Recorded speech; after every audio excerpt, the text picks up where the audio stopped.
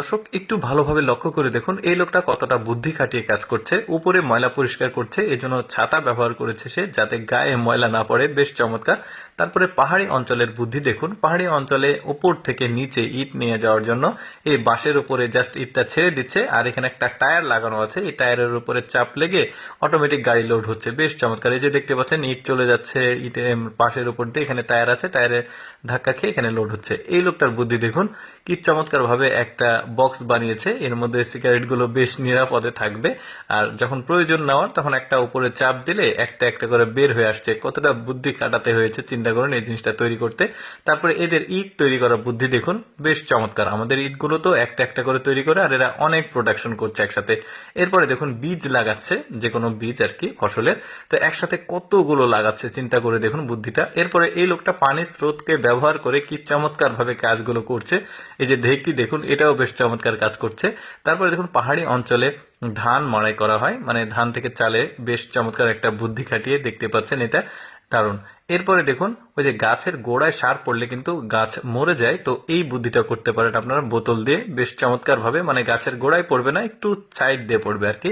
এরপরে দেখুন চমৎকার একটা সিলভারের কয়রা তৈরি করছে। এই বুদ্ধিটাও বেশ চমৎকার, কিন্তু ওদের দেখতে পাচ্ছেন বক্স থেকে বের করলো।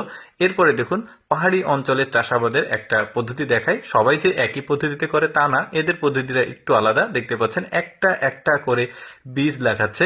কতটা ধৈর্য চিন্তা করে দেখুন, এরকম কিন্তু আমাদের এলাকাতে হয় না।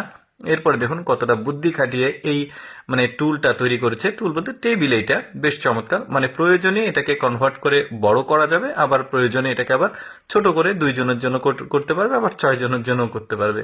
বেশ চমৎকার, কিন্তু মাল্টি ফাংশনাল বলতে পারেন। এরপরে দেখুন একটা চুলা তৈরি করবে একদমই সহজ উপায়ে। চারিদিকে ইট দিয়েছে, তারপরে সামনে কয়েকটা রড দিয়েছে, এরপরে মাটিগুলো চারিদিক দিয়ে দিয়ে দিয়েছে, আর মাঝখানে একটা সয়াবিন তেলের বোতল দিয়েছে। এরপরে বোতলটা তুলে নিল। এবার চারিদিক দিয়ে কিন্তু ওই যে কাদা, সেটাকে সুন্দরভাবে আর কি মানে কি পলিশ করছে। বেশ চমৎকার কিন্তু ফিনিশিং দিচ্ছে।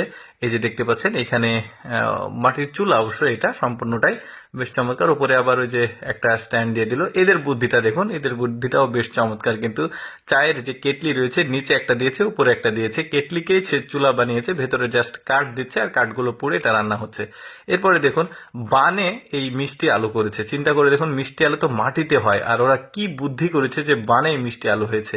এরপরে দেখুন এই লোকটা কি চমৎকার একটা চেয়ার তৈরি করে, আমার কাছে বেশ চমৎকার লেগেছে। খুবই ইউনিক আর দেখতে বেশ চমৎকার রং করছে।